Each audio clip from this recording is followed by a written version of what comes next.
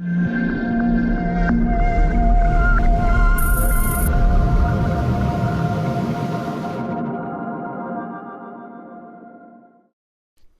Player free. Get it now from digital.net.au. So that says something about, do we need to be able to move content down into other formats? Does everything change? Is everything changing? So we kind of know the answer to that, but is that an important part of this? So we're there now. So for example, if you are doing your latest film and you do an Atmos mix, you're going to have to down-res that audio-wise to all the different distributions you have to do. So you've got to go down to a 2.0 at some point in time. So we've got that. When we do it high dynamic range, not everybody's going to be able to see high dynamic range. So you're going to have to do an HDR grade and then an SDR grade, right, as well, for example, to deliver that content. And you've got to get it across multiple distributions. Now, the bad side of that is, we'll find out in the next panel for IMF, please stay tuned. We're doing up to 35,000 versions now on a single film. Annie can say the number, maybe more than that. But with all the distribution channels and all the different formats, this stuff is getting just kind of crazy. So it's a blessing and a curse. But we found maybe you start with a high end, you do that, and you start trimming it down to those constrained distributions you have to get to at the very end. Anyone else? I actually think that's just the beginning. I think the future is you actually start targeting the various places where you think you're going to have that creative story make sense. So, I mean, right now you start at the highest quality, go to the poorest quality. I think you're going to choose that this one is much more immersive by yourself. This is much more immersive for the theater. And you're going to kind of change how you do it. But the starting off, one thing I've learned in my experience is starting at the highest quality at the headwaters of the process yields you a better quality product in every downstream version that happens from there. Earlier we were talking about there was effectively a shootout in 2006 of 2K versus 4K. And during the rehearsals on the day before, I was with Bill Kinder from Pixar, and he brought a 2K version of Cars as had been released. And then they re-rendered the same sequence in 4K to show on the Sony 4K projector at that point. Now, granted, this wasn't high dynamic range projection, but it was, from a resolution standpoint, Bill and I were sitting in the front rows for about 0.9 screen heights from the screen. And we saw on the left side 2K on the 2K projector, 4K on the 4K projector. Right split down the middle, and the 4K cleaned the clock on the 2K. It was not even subtle. So then I called up to the projection booth and I said, okay, now what I want to see is, I want to see the 4K downsampled on the 2K projector and the 4K on the 4K projector. So Bill and I sat in the dark for a moment, talking, and suddenly the screen lights up. Bill and I both laughed because clearly they put the 4K on the entire screen. And I call him the walkie-talkie and I say, no, I wanted to see 4K on the 2K, 4K on the 4K. And he comes back, that's what you're looking at. And then he and I walked up to the screen and go, oh my God, you're right. But at one screen height away, the oversampling made the 2K projector look so much better. And that's a concern I have. Are we burdening some theater owners saying you have to go with 8K projection? Really, actually, if you oversample, even your 2K projector looks so much better. And since we're not in the medical imaging business, entertainment, not many audiences have been complaining about 2K projectors. David? In contrast, that's something to do with that too, but building on this oversampling, that's exactly why Chris Nolan is shooting a considerable amount, or has shot a considerable amount of Interstellar on an IMAX film camera, because that, as he says, and I like to believe it's true, it's the golden capture mechanism, because it's 12K by 18K, if you consider 35 millimeters 4 by 6K. So that's 18K of resolution, and if you go buy a Blu-ray today of The Dark Knight, or The Dark Knight Rises, and you play it on your 16 by 9 television, you see the 240 portion that Wally shot in Panavision on 35, and then you watch it pop up to 178, which is the IMAX, you immediately see the quality difference. Why? Because of oversampling. Exactly.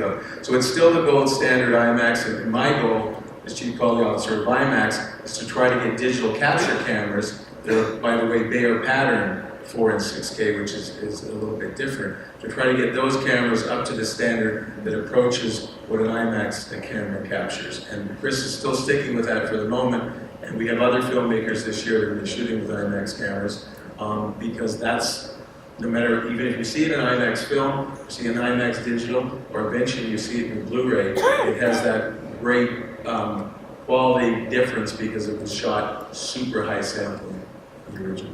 So it's the gold standard. He's completely right. But I would beg to say, though, if I had an IMAX with 10 stops versus a 2K with 14 to 16 stops, I'd go for that one before I went for the resolution. He wanted controversy. He's, you know, Howard, you're right. I mean, I looked at the Alexa. Who saw what was the James Bond film? Skyfall. I mean, who saw that and thought it was really compromised from a resolution standpoint? I mean, Roger Deakins made that movie, that camera sing. It looked unbelievable. It's one thing when I worked for Dalsa. I mean, I got digital camera 101. What a lot of people don't understand is they go counting pixels, and they assume that if there's pixels, that if it's 24,096 pixels, they assume that those photo sites are capturing every photon that lands on that across that space. Not quite so much. No, because the photo sites are often like, you know, one actually taking up maybe 30% of the actual area of the sensor. That's one thing Dalsa did so well because they had a sensor that was a photo gate sensor, which our US intelligence agencies only use photo gate sensors, by the way, because they have incredible dynamic range because the fill factor of the Dalsa sensor was 86%. You don't have digital cameras with that kind of fill factor. And fill factor is a very important thing, but this is about cinema, right? This isn't about cameras. Sorry, wrong session. Howard, you're right. It's not resolution. It's depth, it's contrast. It's a lot of. It's everything included. Yeah, I'm you know, hoping a little bit. But. So what's going to bring people into the cinema? Cleaner restrooms.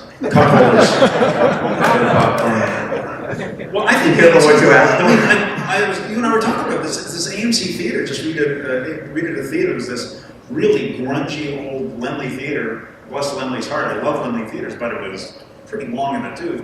AMC came in, redid the whole place. It's now electric reclining seats and beautiful cinema projection. They'll bring food to your seat for you, type thing. And now people are lined up at the box office to go to this place. I think it's about the whole environment. I mean, I wish it was just about image quality because I think IMAX images are the best things on the planet. But I'm kind of strange. I think there's a couple of things actually. I think it really touching on a little bit of each one. One is, first of all, it's got to be a clean, safe environment. That's going to be the first thing to do because you want a social experience. I know I want to go with my kids, go to a movie theater where I don't have somebody mess around on a cell phone in front of me. That's the other thing too that annoys me in the theater if I'm trying to watch a film. But the other thing is really the story. It's the story stupid in the really beginning of it, and then if you add a really good visual and sound experience on top of it, that's something willing to pay for. And with the home coming up so much now, and so quickly on the technology side, we really need to pay close attention to this stuff in all phases of this, right? All the way through. It needs to be an event. It's exactly what David and IMAX do. They do an event. It's not just watching a small screen at the same place. It's going to see a big, impressionable thing that you're not going to get. You're not going to get your screens in anybody's house anytime soon. And one thing with that event, you've got to make sure that that event just isn't happening at your post-production facility or the premiere of the movie, but in all your theaters around the world. And a plug for us, and we do a pretty good job of that at 857 theaters in 57 countries. I mean, my kids are very sophisticated, and they balance out their viewing experience and what they expect, and their expectations when they walk in the theater is high. When they're watching on the computer, it's low. And so, it's not that kids don't care about quality. It's they expect quality when they want quality, and they don't care about it when they don't care. But I think, it's just not the quality experience and being safe and all that. It's really important. But I think it's got to start distinguishing itself from what you're going to see in the home. I think whether it's, if you think about, years ago they used to have live music, playing along in the silent time, but now you go to the movie theater, unless it's an event kind of movie, that there are a lot of movies that don't play better in the theater than they play in your home. And we have to think through that for what films we're going to see in the theaters in the future. So is it having an experience that is different? And I'm a believer that it has to be different. You cannot duplicate it in the home by just playing back. Like I asked my daughter before I came here, and she says, well, I download the exact print at home that I see in the movie theater. The exact same, edit, exact same sound quality, except if it's an Atmos or something like that, a 3D sound, but it's, you know, a proper mix. And she goes, useful sometime, 5 years from now, going to be less useful because the quality is going up in the house. I mean, look at what's happening to the NFL right now. The NFL is finding out that they have to secretly have sponsors buy out venues because people want to watch the game at home. It's a better experience at home. And that's going to start happening more and more in the theater, unless the quality goes up, unless it's, you know, it's more than drink holders. And I think you have to start having other things. Bob Lambert said, I think he should be mentioned here today, years ago, that as long as there were unmated members of the species, he thought there would be a better chance for people to want to go to the movie theater than, let's go watch a movie at my parents' house tonight.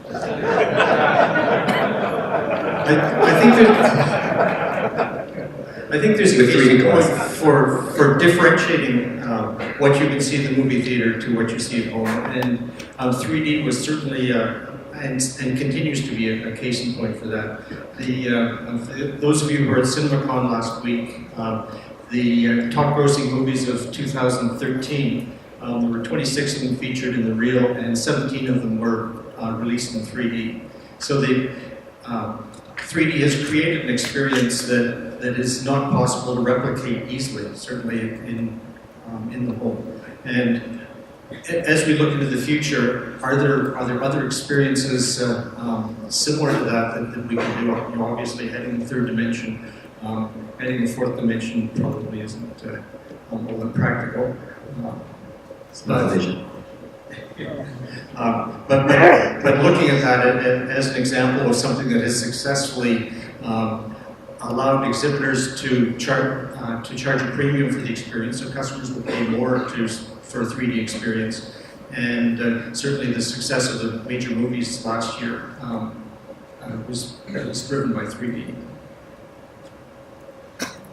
Any more thoughts on 3D?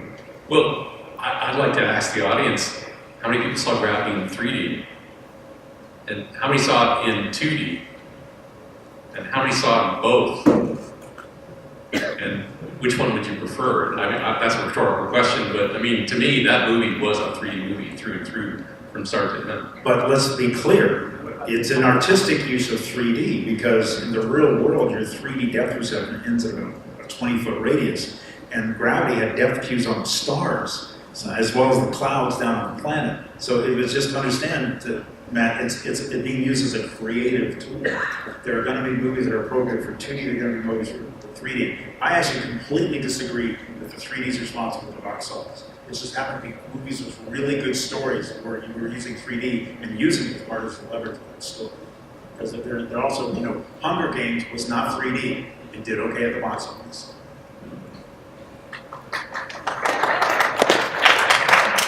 You don't like 3D? I guess the question to the audience is how many people avoid seeing the movie in 3D if they have the choice at the right time? Well, I think that's got a lot to do with brightness in 3D. That's been one of the big. I would agree here. I think everybody knows that, you know, and unfortunately, we're at the age of dark movies too, right? I mean, Hobbit and all.